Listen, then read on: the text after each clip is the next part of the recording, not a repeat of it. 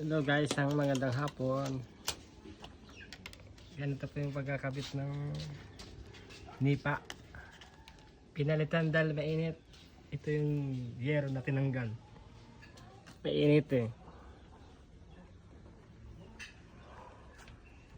Kaya palit ng yero.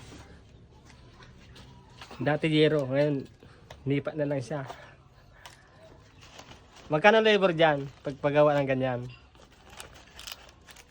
1.5 lang. 1.5 kada tahi. Pakyaw lang to. 1.5. Kada pakyaw din. Lasog-lasog yan ng yero na yan. Mapakyaw yan eh.